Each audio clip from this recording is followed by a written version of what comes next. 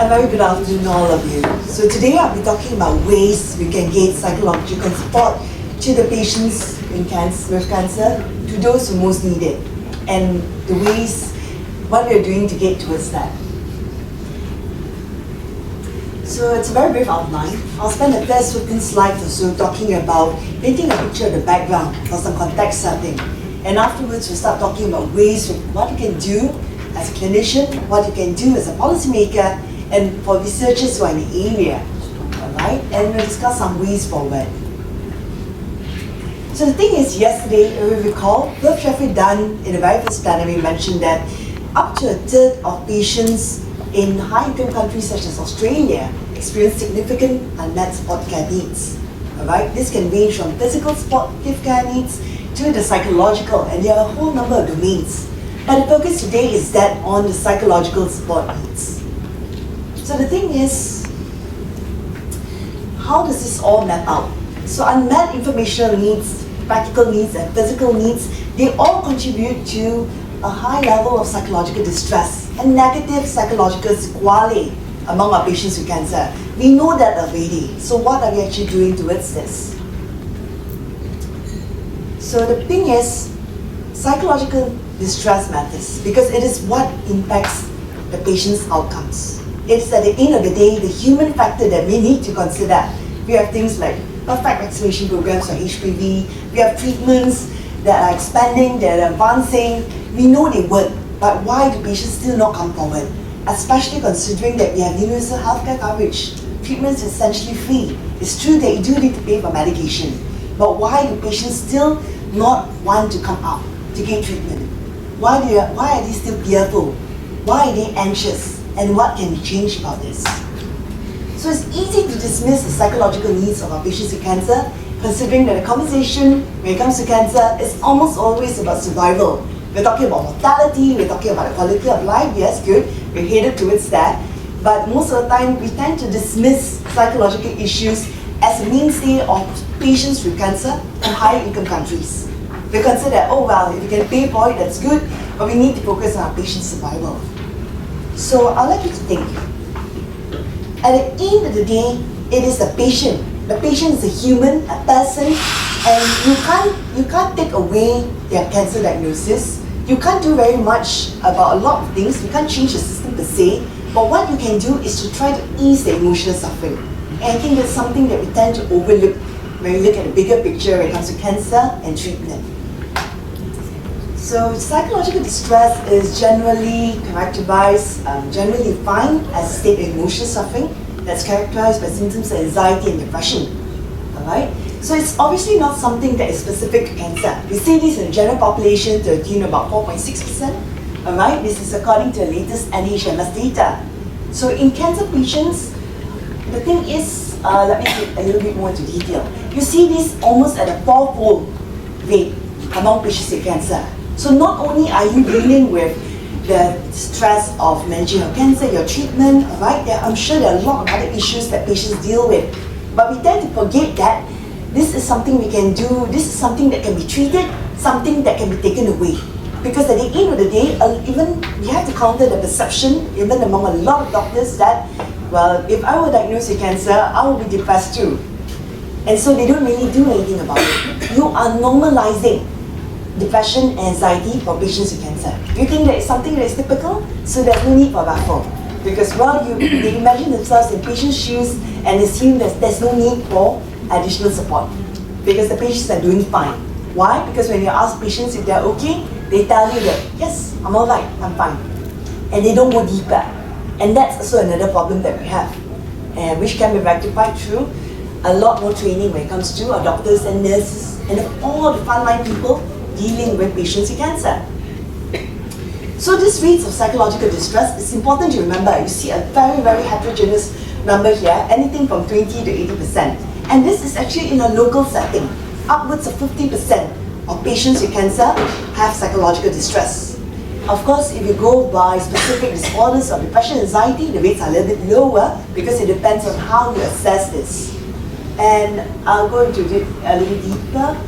So it depends first by the type of cancer you're looking at, all right, the cause, certain cancers, for example, lung cancers, obviously you tend to historically have a pretty poor prognosis, alright? So you see a whole range here.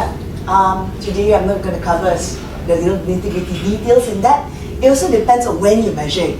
So the problem, what is going on, I think in Malaysia right now, is that you tend to screen one off when patients are diagnosed. But we forget to take into account that patients' psychological status can change, and they do over the course of time. It changes when they're about to start treatment, okay. And in fact, before they even enter the system, while they're waiting for results to determine whether they have cancer or not. There's a lot of fear and anxiety when it comes to waiting then.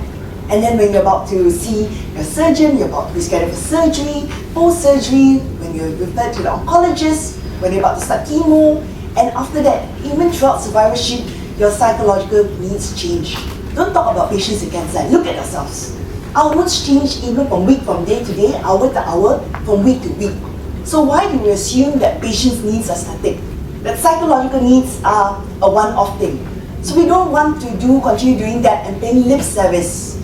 We say we can't just continue measuring psychological distress at the start and not doing anything else about it. I'll be touching more on the care pathway later and what we can do about this. So this is an important reminder that the cancer trajectory is different for every single patient. Of course, there are patterns, there are similarities, we can predict, okay, pretty much at which point they require more support. Alright? So this one I'm not going to touch that much into it in the interest of time, but it also depends. If you are screening them, you are identifying symptoms of depression, anxiety, are you doing it through questionnaires? Is it being done by a psychologist, by a psychiatrist? Alright? So these are some of the most common questionnaires that we use, that's been validated for use in Malaysian settings. But this one, the rates are obviously going to be a lot higher. They tend to be self-reported. And these are the numbers you need to screen. If you go through, this was about 1,025 patients that this is part of a large cohort that I'm leading. And over the course of 5 years, this is what we picked up. So approximately half, slightly over half of them will report symptoms of anxiety, will report symptoms of depression. Question is, what are we doing about it? So as I said, the good news is that we can see that the majority of them, upwards of 65% of all of our patients, they tend to be resilient. That is good news. But the thing is, even if they're resilient, it doesn't mean that they have no other unmet needs. There's no unmet supportive care needs. They do. We just have to be clear about identifying them. So beyond questionnaires, there are also a lot of other psychological issues that I don't want to get into. Alright, but look at it this way. Patients who are psychologically distressed, you see them with worse outcomes. And one of the things, like NHL here stands for non-Hodgkin's lymphoma, the focus is that, once you have a kind of negative outlook, appraisal, and way of looking at things, you tend to be a lot more negative. And even in the types of cancer with very good prognosis, you only have a 95% chance of survival with treatment, but you tend to focus on the 5% chance. And it's a vicious cycle, because you think that you're doomed anyway. You're doomed, you're hopeless, you're helpless, you're depressed, I'm going to die anyway, so I might as well not do anything about it. So the current state of psycho-oncology in Malaysia, this is the key thing I want to talk about today, really, after all the context painting. So the thing is, we have research going on where we identify what's needed, but how are we going to implement it? Because essentially, we have an implementation issue that's going on in our Malaysia, in our setting. So the problem is right now, patients, they tend to be referred to see a psychologist, a counselor, a psychiatrist for that matter, to psycho-oncology only when they are psychotic or suicidal, or they're very obviously unwell or stressed. Otherwise, patients can mention that even you hear their own doctors dissuading them from going to see a psychologist. Alright, even when you refer them, patients tend not to want to go. We have data on this, and we can see that maybe only about 5% of patients who are referred, actually patients with cancer, actually only ever make it to see a psychiatrist or psychologist. They don't want to go because it's a double whammy for them. It's not just because of the stigma when it comes to seeing a psychologist or mental health professional of any sort in Malaysia. The issue here is also that patients are already overburdened with not just the cost of treatment or pocket costs, they are overburdened with multiple trips to the hospital, and there's an issue of logistics, a lot of other unmet needs we're also looking at here. So yes, in a way, I have 10 more minutes, in a way, we do need to consider all of this. So strategic plans, okay, let's see. In the next slide, I'm going to show you how the strategic plans and CPGs, we do recognize the need to address the psychological needs among patients with cancer. Well, what's going on here? Out of 174 pages, alright, 9 out of 15 mentions are in this paragraph alone. So what we are doing is essentially just lip service. We're just outlining the need. That's wonderful. We have prioritized the need there, but what are we doing next? What is the step forward? So it's not enough for us to just establish the business guidelines. We really do need to look into the implementation efforts that's going on. Alright? At the clinical level, what must we do? Because we're going to ask nurses and doctors who are already very overburdened to assume the task of screening patients' psychological issues and to refer them is never going to happen. We do not have that kind of buy-in. We want to train more psychologists and get them out there, more counselors. You can do that, but there isn't a career pathway for them in hospitals. Hospitals at best have only a few psychologists in a hospital that they can employ. So, and if we're going to refer an entire hospital loads worth of patients to a single or 1 or 2 or 3 psychologists, I can tell you that the psychologist is going to burn out as well. He or she will also need to see another mental health professional. So that's not going to work. Right? So we see this also in developed countries, not just in Malaysia. We don't have enough mental health professionals. So at the end of the day, what we are doing is that we got to consider all of the patients. We have an ever-growing number of patients being diagnosed, and those who move on to survivorship phase, they also have psychosocial needs. They also have psychological distress. So what do we do with this expanding burden? So one of the ways, we can do this through advocacy and education, the long and short of it. And we're also working and partnering with NGOs. That this seems to be the way forward. We need to train more volunteers. We need to train the next level and next generation of talent to help address these needs. All right. So some of the questions I like to leave you with, questions that are essentially going to guide the way forward. How are evidence-based practices in psychosocial oncology being implemented in clinical care? What are we doing about this? How is the service quality monitor evaluated? The thing is, we can run programs after programs in universities, we can run projects, pilot studies, and what comes of it? We need to find a way to make this sustainable. I think NCCM is already doing an amazing job. They're partnering with all these NGOs, Cancer Network Malaysia, disclaimer, I work with them. We're trying to find ways to run programs state by state, and we're rolling them out. Even then, we must acknowledge that we are not actually doing very much when it comes to Sabah and Sarawak, right? Because that's a whole different country altogether, isn't it?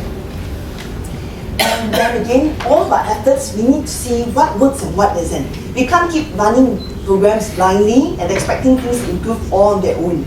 If you don't back this up with evidence-based, you don't back this up with turn this into research, then you're just doing work, you're just doing it for the sake of it, or at best, if you don't even do that, you're just paying lip service to this.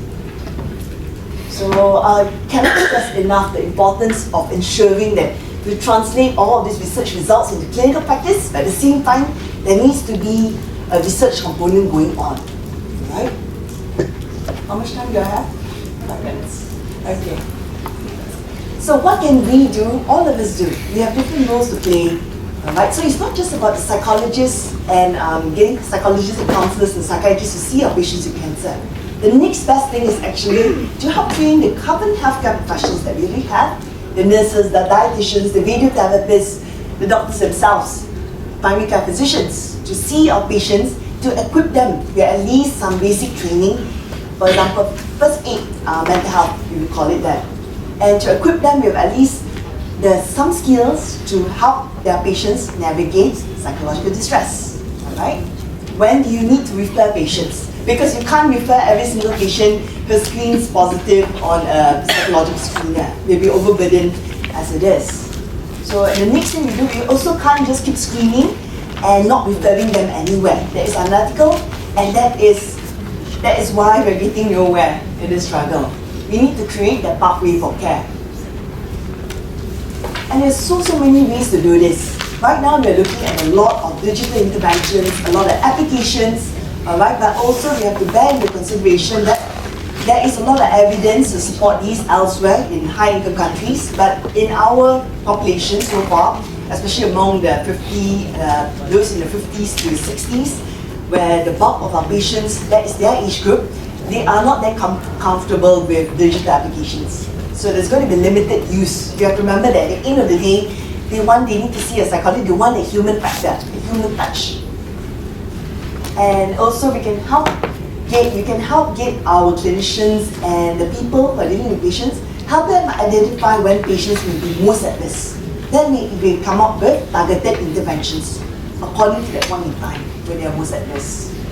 So you need to be sensitive about this, but sometimes the best approach is the most straightforward one. Ask them directly if they need help, and not just one-off. Let them know that you are available to talk somewhere along the line. You are there, you are available. You might not need to see someone now, but you can voice up about it, and there is help for this. And depression and anxiety isn't normal. So, and if you do refer, remember to follow through. Because as I said, the majority of patients, 95% of patients who get referred don't actually go take you up on the raffle and do anything about it. Even when they do see a psychologist, psychiatrist, it tends to be maybe for a session and or 2 sessions. That's not even enough for a brief manual. If you want to follow brief manualized therapy, that's not even enough to do anything. That's just only time for assessment. So what we can do is we can actually look and review the best practices in low-income countries. What are they doing? What's working for them? How can we import this into our setting? How can we scale up these efforts? What do we do to make this sustainable? There's a lot of evidence, and we're seeing this in Malaysia as well. NGOs helming the way, and support groups that are led by patients themselves, and they are facilitated by other mental health people, right? So yeah, we definitely need to look for resources, not just rely wholly on the Ministry of Health. Right. So step by step, first we need to build a care pathway. We need to find a way to integrate and align all of the work that we are doing in this area.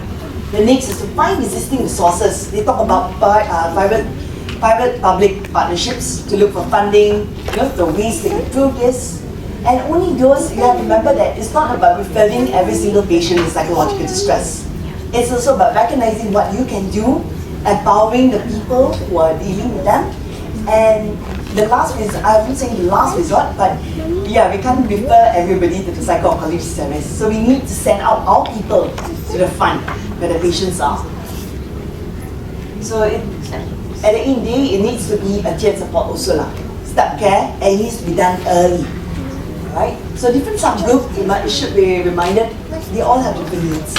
So there's a huge amount of difference between patients with early cancers versus patients with late-stage cancers, because they're essentially dealing with very different issues. For example, like patients with, towards the end of life, they're dealing with end-of-life issues, existential crisis, right? Patients who are younger versus older. And at the end of the day, if we don't have this administrative support and buy-in, we're going to get nowhere. So all of us need to come together to work towards this goal. As I said, psychosocial support should not be a mainstay for highly developed nations or high-income nations. If we want to fight and we really want to not just pay lip service to the notion of equitable healthcare, this is the way forward. We work together to find a way out of this. Thank you.